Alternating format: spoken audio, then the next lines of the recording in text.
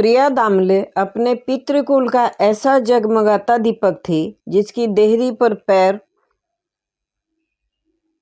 रखते ही पितृकुल का बाहर भीतर दोनों उजागर हो गया था।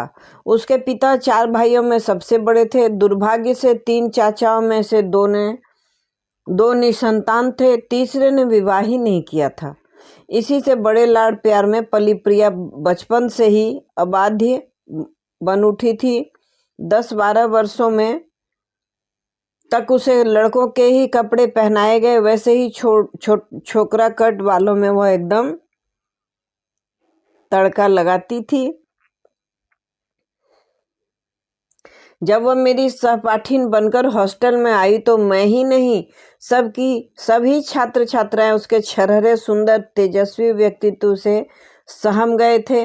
लगता था मधुमास में जन्मी किसी कलिका सी उस किशोरी को सौकुमार्य चापल्य मार्दव में मंडित करने से विधाता ने उन वनस्पति जन्य रंगों का प्रयोग किया था जिनका प्रयोग इन दिनों आश्रम के कलागुरु नंदलाल बोस कर रहे थे। पलाश, हरिद्रा, गुलबनसा, हरितिका। विधाता की उस प्रतिभा प्रसूत सृष्टि को देख सचमुच यही लगता था कि मोनालिसा के विश्वविद्यालय चित्र की रहस्यमय मुस्कान को समझने की भांति प्रिया के दृढ़ता से भिजे क्यूपिड अधरों की मुस्कान समझने के लिए भी शायद अंतकाल तक व्यर्थ प्रयास चलते रहेंगे। आश्रम गुरु रविंद्रनाथ टैगोर ने शायद ठीक ही कहा था कि नारी सौंदर्य का अर्धभाग प्रकृति की देन है, किंतु उसका शेष सौंदर्य केवल काव्य है। पेरमी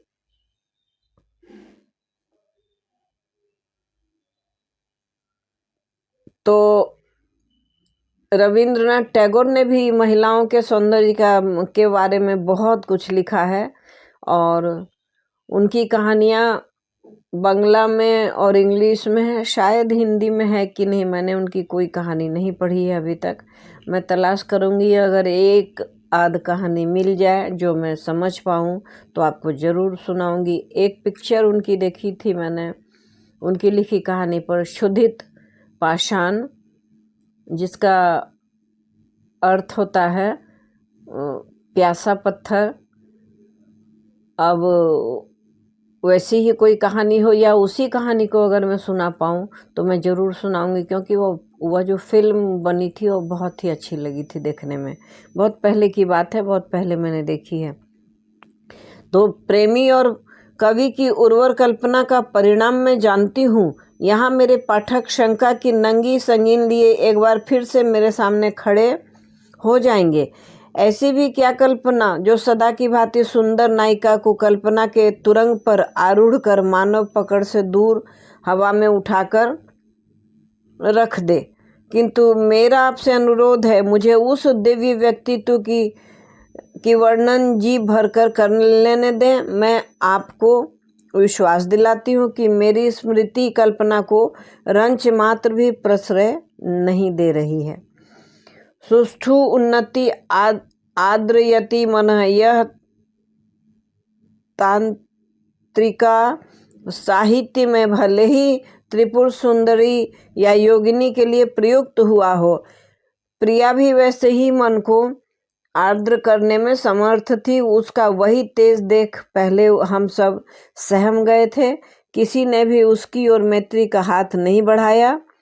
अपने साथ वह बड़े बड़े 2 सूटकेस भरकर विचित्र परिधान लाई थी। राजस्थानी लहंगे, कच्छी, चूनर, जामनगरी पायल, चूड़ीदार कुर्ते, अंगरखे और लेडी हैमिल्टन रेशम की सलवार कमीजें। उससे कई बार स्पष्ट कह दिया गया था कि आश्रम की कक्षा में वह केवल सूती साड़ी ही पहनकर प्रवेश पा सकेगी। ठीक है, उसने अपनी सुराहीदार ग्रीवा को और तान कर कहा। हॉस्टल में तो जो जी में आए वह पहन सकती हूँ, और वह फिर वही करती थी। रात को आश्रम भोजनालय में जाती तो उसके नाते जाते ही हंगामा मच जाता। ओई जे नाम छेन आकाश थे के उर्वशी, देखो देखो उर्वशी आकाश से उतर रही है। वह न दाएं देखती न बाएं, उसके साथ लाया गया बगुले के पंख सा स्वच्छ नैपकिन गोद में धर, बंगाल का घंट शुभतो चच्चड़ी का मस्सा मुंह में धरते ही नाक चढ़ा पानी का एक घूंट पीकर उठ जाती। एक दिन मैंने ही उसे टोक दिया, तुम तो रोज भूखी ही उठ जाती हो, खाती क्यों नहीं? ऐसा खाना मेरे घर के कुत्तों को भी नहीं दिया जाता, कैसे चुपचाप खा लेती हो तुम लोग? आश्रम के एक एक नियम को वह जिस दुस्साहस से रौंदे जा रही थी, उसे देखकर हम कांपे जा रहे थे कि अब उसकी पेशी निश्चय ही हमारी कठोर फ्रेंच दीदी के सामने होगी, और वे निश्चित रूप से इस नक्चढ़ी के अहंकार का भूत एक पल में झाड़ कर रख देंगी। किंतु कुछ भी नहीं हुआ। पता यही लगा कि उसके पिता लॉर्ड सिन्हा विधान रॉय एवं नीलरत्न सरकार के अभिन्न मित्र हैं, एवं उन्हीं के प्रभाव से प्रिया आश्रम में स्वच्छंद विचरण कर सकती है। ऐसा नहीं था कि उसे कभी गुरुजनों की फटकार मिलती ही नहीं थी, किंतु जब कभी मिलती वही निषेध उसे और उद्धत बना देता। मतलब जितनी डांट सुनती उतना ही और बेलगाम हो जाती और निडर हो जाती।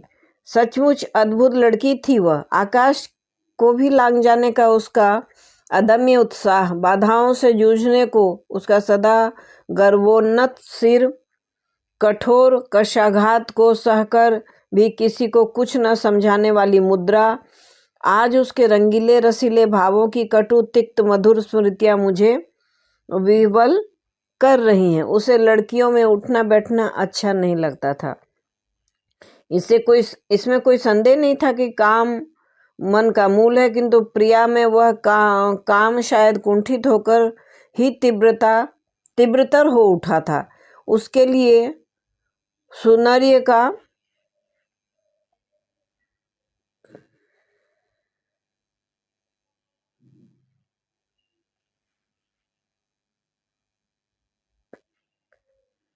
ही महत्व था, नारी का नहीं।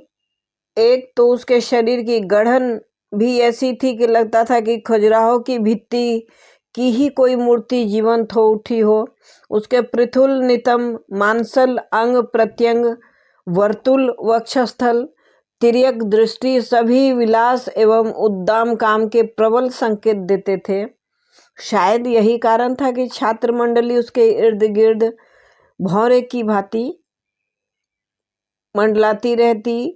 लड़कियों में उसकी एकमात्र मित्र मैं ही थी। यद्यपि आश्रम की ही छात्रा मेरी बड़ी बहन मुझे कई बार कठोर चेतावनी दे चुकी थी कि उस बेहया अहंकारी लड़की से मैं गज भर की दूरी ही बरत लूं। खुद तो बदनाम है ही, तुझे भी ले डूबेगी। खबरदार, जो तुम्हें उसके साथ घूमते फिरते देखा। एक तो दीदी, दूसरी सीनियर।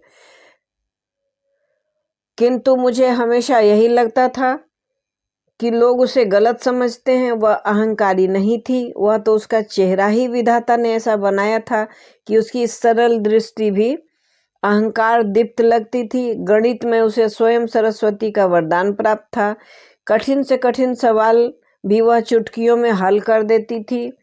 शक्ति ऐसी अद्भुत कि एक बार किसी पाठ पर आंखें फेरती और दूसरे क्षण विराम अर्धविराम सहित पूरा पाठ दनादन उगल देती। उसका बंगला उच्चारण एकदम त्रुटिहीन था। साहित्य सभाओं में वह रविंद्रनाथ, जीवनानंद दास, विष्णु दे की कविताओं की आवृत्ति करती तो लोग आश्चर्य से मंत्रमुग्ध होकर सांस रोके उसे देखते रहते कि मेरे बाबा এই তো বাঙালির থেকেও বেশি বাঙালি। क्या लड़की है रे बाबा, यह तो बंगाली से भी अधिक बंगाली है। उसकी यही आश्रम व्यापी ख्याति लड़कियों को जला भुना देती। एक बार हॉस्टल की छात्राओं ने उसकी शिकायत कर दी कि वह आधी रात को कमरा बंद कर सिगरेट पीती है। मैं तो कांप गई कि तलाशी किए जाने पर मेरी वह दबंग सखी अब अवश्य ही पकड़ी जाएगी, क्योंकि मैं जानती थी कि सूटकेस में रेशमी साड़ियों की तहों के बीच वह थल्ले के थल्ले सिगरेट के पैकेट छिपा कर रखती है। वह 1936 की बात है। आज शायद लड़कियों के छात्रावास में उनके सूटकेस में चरस गांजे के बीड़े भी पकड़े जाने पर उन्हें उदार जमाना मुक्त कर दे, पर तब किसी छात्रा के सिगरेट पीने का संदेह भी उसके लिए चुल्लू भर पानी में डूब मरने वाली बात होती थी। मैंने उसे एक दिन टोका भी था, छी छी प्रिया, तुम सिगरेट पीती हो? क्यों, क्या बुराई है इसमें? स्त्रियां तंबाकू पर जर्दा खा सकती हैं तो सिगरेट क्यों नहीं पी सकती भला? और फिर मुझे पकड़ने वाला आज तक पैदा ही नहीं हुआ है, तो क्यों घबराती है? सच गजब की लड़की थी वह। जब बिना किसी पूर्व सूचना के एक दिन उसके दोनों सूटकेस जब्त कर लिए गए तो उसके चेहरे पर शिकन भी नहीं उभरी। सब लड़कियों की उपस्थिति में ही जितनी ही बार उसकी एक एक साड़ी झटकी जा रही थी, उतनी बार मेरा धड़कता कलेजा मुंह को आ रहा था। किंतु एक वह थी बंदी कि वहीं पर बैठी गहन आत्मविश्वास से मुस्कुराती चली जा रही थी, जैसे कह रही हो, क्या मिला कुछ? रात ही रात में क्या सब पैक फूंक डाले थे छोकरी ने? मेरे बाहर निकलते ही एकांत में उसने उससे पूछा, कहाँ गए सब पैकेट? मैंने बाहर निकलते ही एकांत में उससे पूछा, कहाँ गए सब पैकेट? सब पी गई हूँ, मेरी तलाशी लेने चले थे, बड़े बड़े डूब गए, गधा पूछे कितना पानी। इस बीच पिता की बीमारी का तार पाकर मैं बंगलोर गई। लौटी तो पता चला प्रिया अचानक आश्रम छोड़कर चली गई है। वह कहाँ गई, क्यों गई, किसी को कुछ पता नहीं था। लड़कियां मुझसे पूछती, क्यों, तुम्हारी अंतरंग सखी थी, तुमसे भी कुछ नहीं कह के गई? किसी प्रेम का चक्कर था क्या? मैं क्या कहती, कुछ कहती भी तो क्या कोई विश्वास करता कि मुझसे कुछ कहे बिना ही वह चली गई? स्वयं मैंने उसे उसकी सन की बेरुखी के लिए क्षमा नहीं किया कि आखिर ऐसी क्या बात हो गई कि वह चली गई और अपनी प्रिय सखी को भी कुछ नहीं बताया। और सब उसे ही पूछे जा रहे हैं कि तुम्हारी जो अंतरंग सहेली है यानी बेस्ट फ्रेंड है, तो वो तुमसे बिना बताए कैसे चली गई? फिर बरसों बाद वह मुझे अचानक एक दिन स्टेशन पर मिल गई। आश्रम छोड़े बरसों बीत गए थे, मेरा विवाह हो चुका था, छात्र जीवन की स्मृतियां बहुत पीछे छूट गई थी। ट्रेन आने में विलम्ब था। मैं रेलवे बुक स्टॉल पर खड़ी पत्रिकाएं उलट रही थी कि अचानक किसी ने मेरे कंधे पर हाथ रखा। मैं चौंक कर मुड़ी तो वह मुझसे लिपट गई। वह भी उसी ट्रेन से जा रही थी। फिर तो अपने वातानुकूलित डिब्बे में ही वह मुझे जबरन खींच ले गई। तो चिंता मत कर, मेरे छोटे चाचा रेलवे बोर्ड के चेयरमैन हैं, सब मुझे जानते हैं, अभी मिनटों में तेरा टिकट कन्फर्म करवा लेंगे। उसके एकांत कक्ष में कितना कुछ कहने को था और कितना सुनने को। एक एक कर कितनी ही रस भरी स्मृतियां वर्षों से किसी जंग लगे बक्से में से निकल रही। भव्य बनारसी साड़ियों की नैप्थलिन गंध से हमें विभोर कर गई।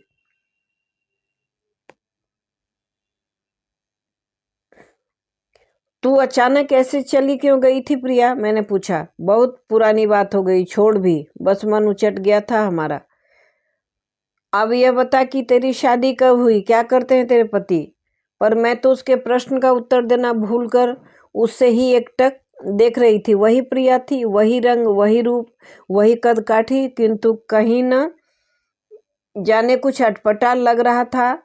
उसकी मायावी हंसी, उसका कंठस्वर या उसकी कुटिल चितवन। चल पहले कुछ खा लिया जाए। उसने अपना ठाठदार नाश्तादान टोकरी से निकाला। स्वच्छ नेपकिन, कांटे, छुरी, चम्मच खनकते ही मेरी सुप्त क्षुधा भी जागृत हो गई। क्या आला दस्तरखान सजा दिया था पट्टी ने। इन मौलिक लटकों में तो वह हमेशा ही बेजोड़ थी। हॉस्टल में जिम में भी जब रहती थी और खाना खाती थी तो उस तरह से अपने कांटे चम्मच और नैपकिन साथ ले जाया करती थी। याद है ये मावे के पेड़े तुझे हॉस्टल में भी बेहद पसंद थे। अभी भी वह हलवाई जिंदा है और जैसे जैसे बूढ़ा हो रहा है अभागा वैसे वैसे और उम्दा पेड़े बनाता जा रहा है। खाकर देख। तेरी शादी हो गई प्रिया। पेड़ा मुंह में रखते ही मेरे भीतर कही उफनती प्रच्छन्न जिज्ञासा जिहाग्र पर आ गई। मैं मन ही मन सोच रही थी कि तब क्या इस सन की लड़की की शादी नहीं हुई। यह तो अभी भी मुझे मायके की दुकान के ही पेड़े खिला रही है। मेरे प्रश्न को अनसुना कर वह फिर चहकने लगी। यह ले एक पेड़ा और खा, है ना बढ़िया। मैं अपना कौतूहल रोक नहीं पा रही थी। तेरी शादी हो गई प्रिया, मैंने फिर पूछ लिया। हाँ, वह हंसी। देखती नहीं यह कढ़ा हुआ सालू, अपना फलवरी दुपट्टा उसने मेरे सामने झंडी सा फहरा दिया। पर यह तो प्रिया की परिचित उन्मुक्त हंसी नहीं थी। तब क्या अब तक कुंवारी ही थी या अकाल वैद्यव ने उसे ऐसे श्रीहीन बना दिया था।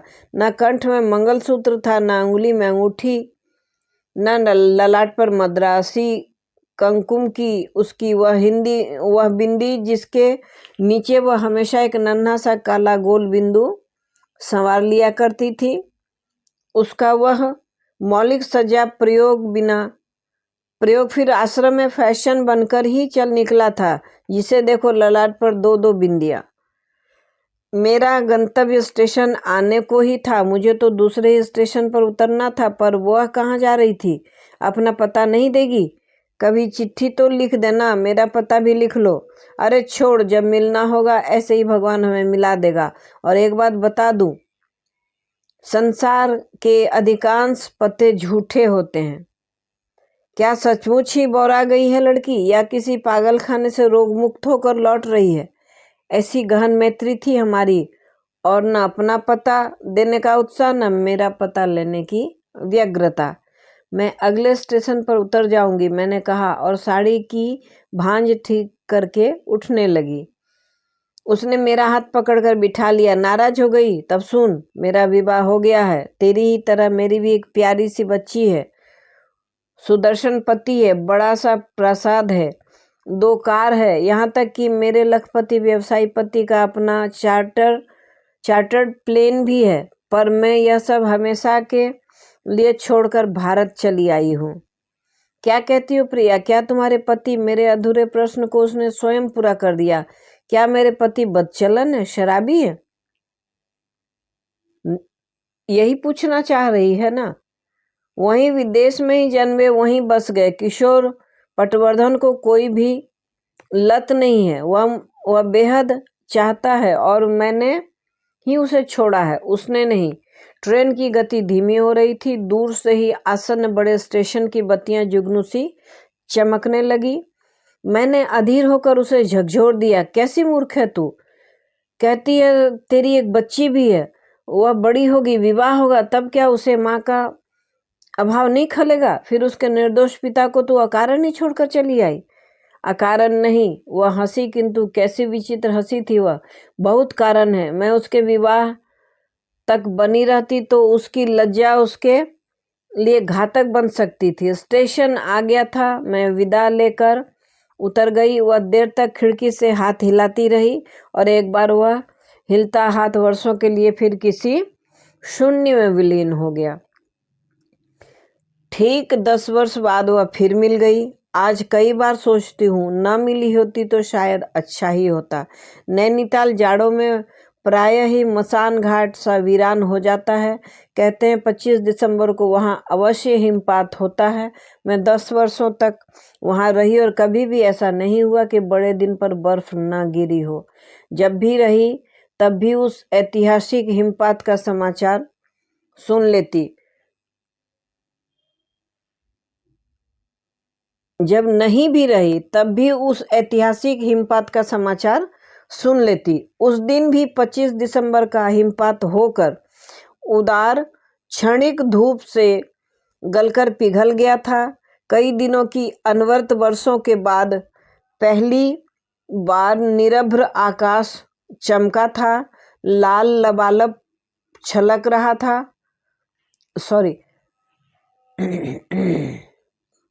ताल लबालब छलक रहा था। नैना देवी के मंदिर की क्षुद्र घंटियों के साथ गिरजे के गुरु गंभीर घंटे की गर्जना पखावज की सी जुगलबंदी कर रही थी। ठंडी सड़क निस्तब्ध सन्नाटे से घिरी एकाएक अंधेरी सुरंग सी लग रही थी। न जाने किस सनक में मैं उस सन्नाटे में पाषाण देवी के दर्शन को निकल गई थी। ताल की गार पर खड़े विलो वृक्ष मणिपुरी नर्तकियों की सी अलस मादक लास्यपूर्ण मुद्रा में झूम रहे थे। आकाश फिर धूसर मेघ खंडों से घिरने लगा था। मैंने ठंडी बयार से सिहर शॉल कसकर लबादे सा लपेट लिया और चाल तेज कर दी। नैनीताल की वर्षा बिना किसी पूर्व सूचना के आ गए अतिथि की भांति कभी भी आकर सहमा देती है। कहीं ऐसा न हो कि तीव्र वर्षा का वेग मुझे बीच में ही दबोच ले और मैं अपने घर तक की कठिन चढ़ाई भी न चढ़ पाऊं। उन दिनों अवस्था भी ऐसी थी कि तेज चल पाना भी मेरे लिए कठिन हो रहा था। सहसा किसी ने मेरे कंधे को अपने मजबूत पंजे से जकड़ लिया। मैं घबराकर खड़ी ही रह गई। जनशून्य ठंडी सड़क पर दूर दूर तक कोई नहीं था। कुछ ही दिन पूर्व उसी ठंडी सड़क पर डिग्री कॉलेज की एक छात्रा की क्षत विक्षत लाश मिलने का समाचार पूरे नैनीताल को स्तब्ध कर गया था। उन दिनों का नैनीताल आज का नैनीताल नहीं था। वहां तब हत्या तो दूर, सामान्य सी चोरी या ताला तोड़ने की घटना भी कभी सरल नागरिकों को भयत्रस्त नहीं किया था। कुछ दिनों तक वहां की धर्मभीरू गृहिणियों ने भी ठंडी सड़क पर जाना छोड़ दिया। पहले उस सड़क पर उन्हें केवल शेर भालू का ही भय सहमाता था, पर अब तो मानव का भी भय उनके लिए नरभक्षी पशु बना जा रहा था। पहचाना नहीं, इस बार कंधे से हाथ हटाकर वह दीर्घांगी छाया मेरे सम्मुख खड़ी हो गई। प्रिया। उसे बाहों में भरने में मेरे दोनों हाथ, उत्साही हाथ जैसे किसी ने सहसा अदृश्य खड्ग से काटकर धरा पर डाल दिया। यह कैसा विचित्र वेश था उसका।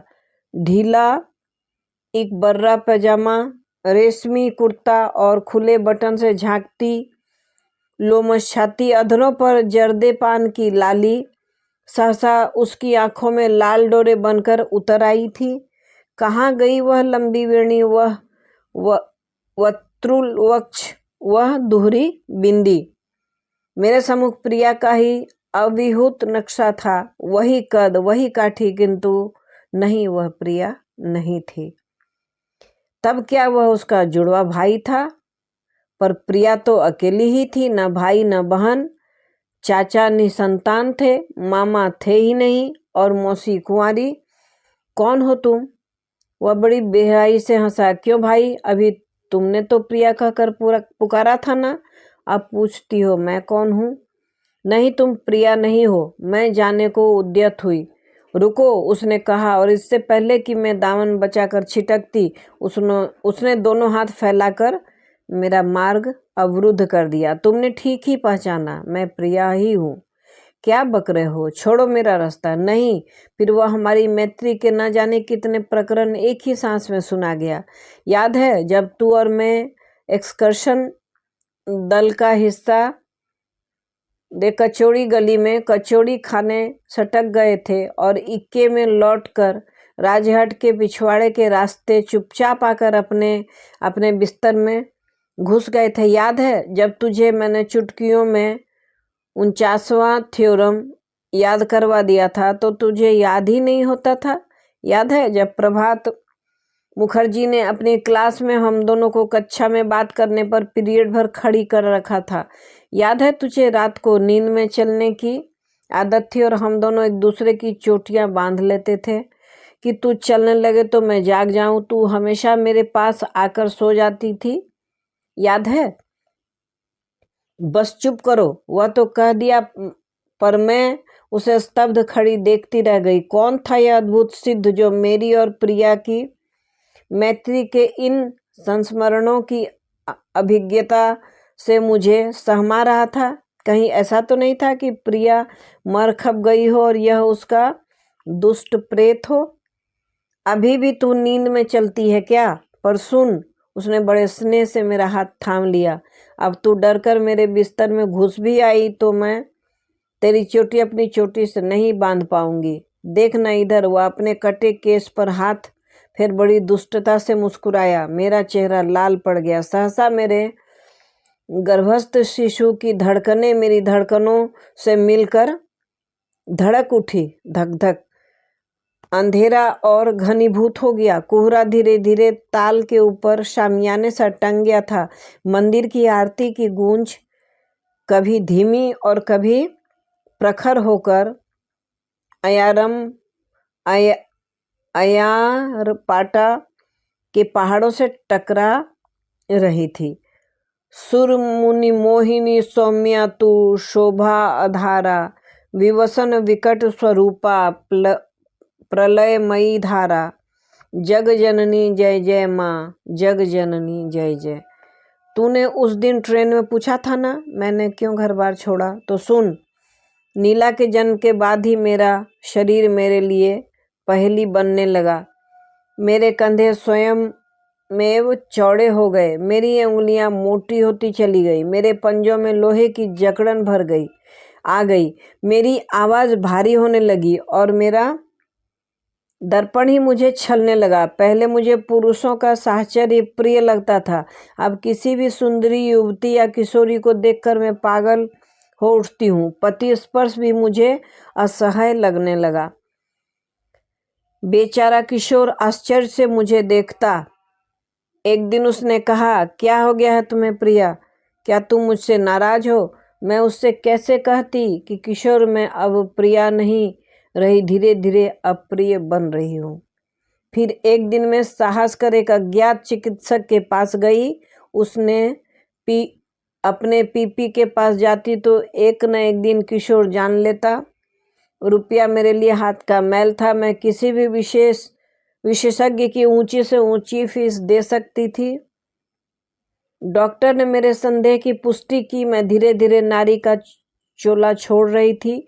एक सामान्य सा ऑपरेशन ही मुझे पुरुष बना देगा, किंतु मेरा पौरुष क्या मेरा ही सर्वनाश नहीं कर देगा? मेरी निर्दोष बच्ची, मेरा देवतुल्य पति, वे क्या मेरे पौरुष को स्वीकार कर पाएंगे? क्या स्वयं मेरी लज्जा उनकी भी लज्जा नहीं बन जाएगी? सौभाग्य से उन्हीं दिनों किशोर अपने व्यवसाय के सिलसिले में नाइजीरिया जा रहा था। उन दिनों वैसे हमारे बोलचाल लगभग बंद ही थी। मैंने अपना बेडरूम अलग कर लिया था और उस बेबात की सजा का बेचारा किशोर झेल नहीं पा रहा था। उसका मेरा ज्वाइंट अकाउंट था। उसी में से पर्याप्त धनराशि निकाल मैं नीता को अपने मित्र के यहाँ यह कहकर छोड़ आई थी कि अपनी बीमार माँ को देखने भारत जा रही हूँ। लौटते ही किशोर समझ गया होगा कि मैं अब कभी नहीं लौटूंगी, क्योंकि मेरी माँ तो मेरे विवाह से पहले ही गुजर चुकी थी। फिर उस अज्ञात विशेषज्ञ के अज्ञात क्लिनिक में मैं स्वयं ही प्रिया का पिंडदान कराई। वहाँ से सीधी भारत। मुझे अपने घर चलने को नहीं कहोगी? उसका भर्राया कंठस्वर मुझे भय से कंपा गया। इसी सखी का यही आह्वान सुनकर शायद मैं उसे कभी हाथ पकड़कर घर खींच लाती, पर उस दिन उसका वह अनुरोध सुन मैं सिहर उठी। मैं बिना